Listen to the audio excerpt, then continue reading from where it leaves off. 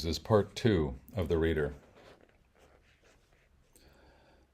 There was that luxuriant relaxing of tension when consent has been pleasantly arrived at between two people, which introduced an equal barrage of emotions inherent in the anticipation of a new encounter. Though obviously well versed in this private escapade for him, this would be a new and unique venture for Ellery. "I want you to undress here, in front of me." The words came with such calm confidence that Ellery found herself relaxing further into the intrigue. She trusted in the man's self-assured tone. Their age difference presented a long-lost feeling from her youth, when she had felt so completely safe in the presence or embrace of an older person, long before such actions threatened to undo innocence with any vulgar implications, merely pure, unfettered trust. The two sat facing each other. Ellery stood and set her purse down to free her hands in order to disrobe. "Wait, one moment." The man stiffly rose from the plush leather chair and crossed to the large window that looked out onto the backyard.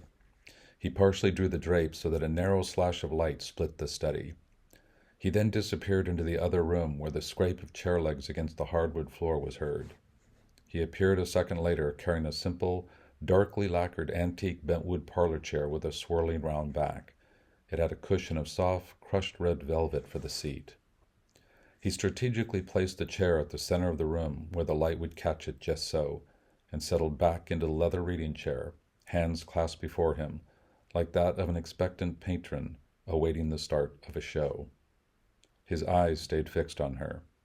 His attention to her every breath, her every movement, however subtle, roused a strange feeling of exhibitionism in Ellery to appease his voyeurism. A rush of blood went to her pelvis, the familiar sensation the familiar sensation like that which precipitates sex. But he had assured her there would be no sex, so she felt safe and unpressured. She began with her hair, reaching her arms up to draw the thick brown strands together and fix them at the back of her head. Then, to satisfy his request, she carefully drew loose strands on either side of her face and let them hang in a gentle framing. She looked at him. His approving eyes ushered her along in her undressing.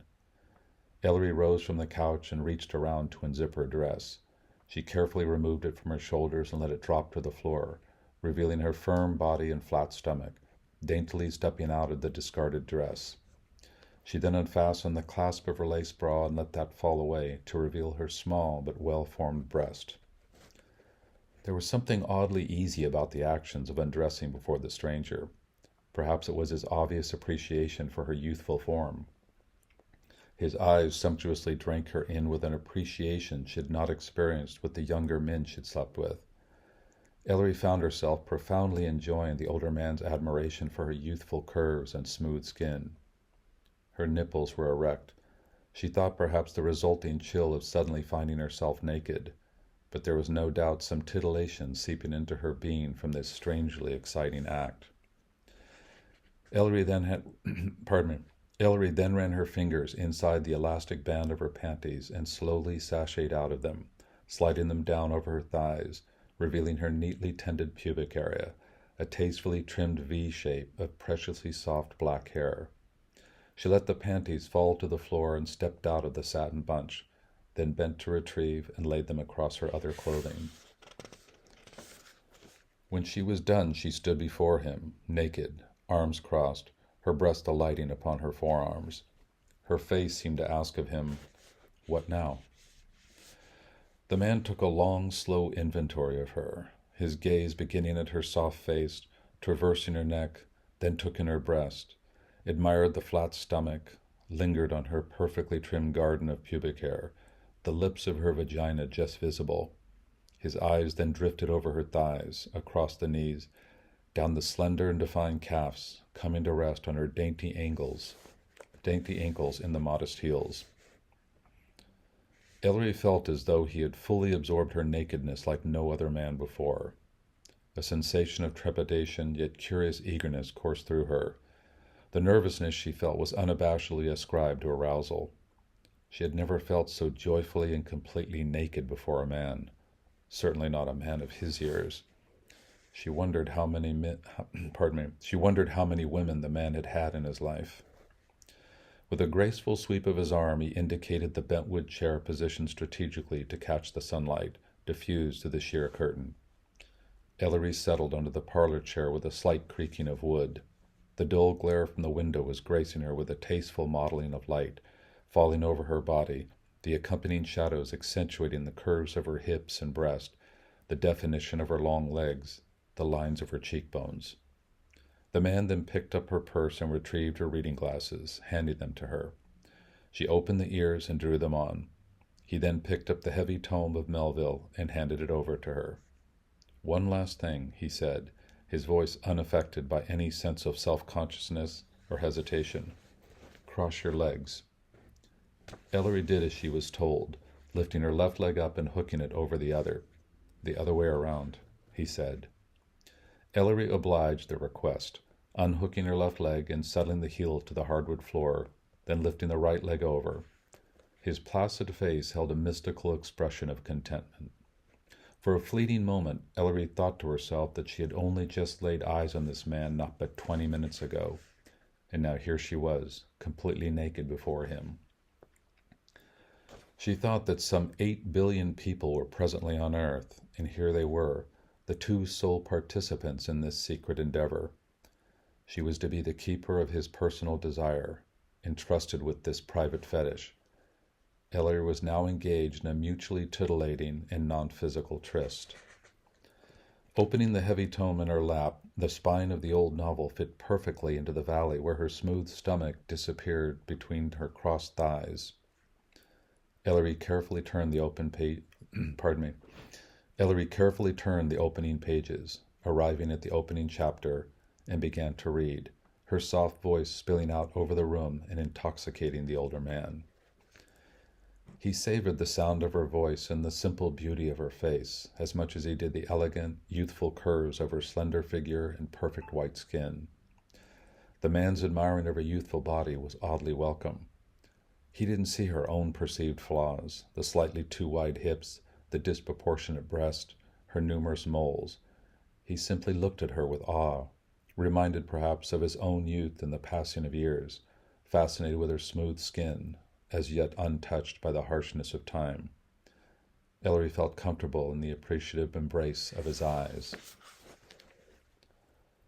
2 hours later, with the heavy volume becoming more balanced against her naked thighs with each turn of page, Ellery arrived at the end of a chapter. So engrossed in the story, she had actually forgotten she was sitting naked before the older man, who had been gazing at her exposed body the entire time.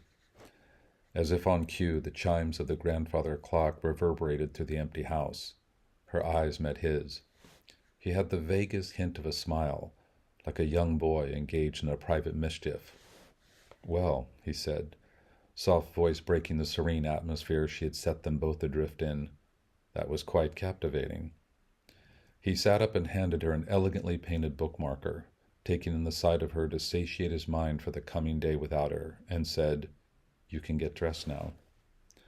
She placed the bookmarker between the pages and reached out for her panties. Whereas when she undressed, the man had focused unnerving intensity on her every move, tracing the way the fingers peeled each item of clothing off to reveal the skin beneath, the man now seemed occupied with other concerns, and Ellery dressed relatively unnoticed.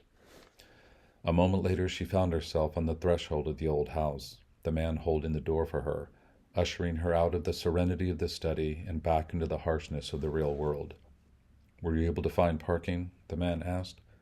Ellery, stepping from the house onto the porch, stopped and turned to him. "Oh, I don't have a car. I took the subway." The brow of his forehead furrowed slightly, and he came back. "Well, I shouldn't like to think of you taking the subway. I'll arrange for a car on Wednesday."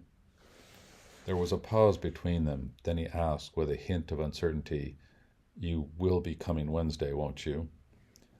Ellery relieved him of his concern with an affirming smile and a nod of the head.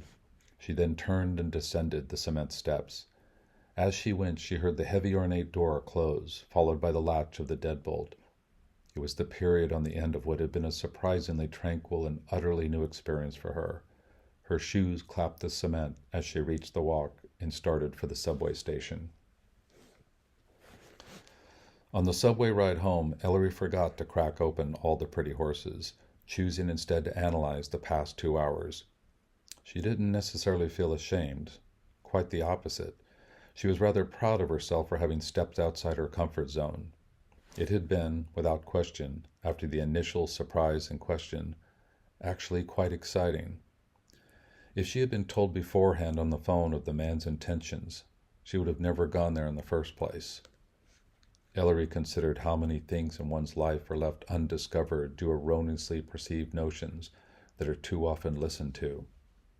Well then, she thought, so I have been hired to undress before a man 3 times a week and read to him completely naked. She found herself staring out the train window at the rush of tunnel lights. It was their little secret. She was tickled at the notion that no one in the subway car had any clue they were in the vicinity of a professional concubine. It was Monday. Ellery would repeat the routine day after tomorrow, only this time she would entertain his whims by wearing taller heels, and they would be black, as he so liked.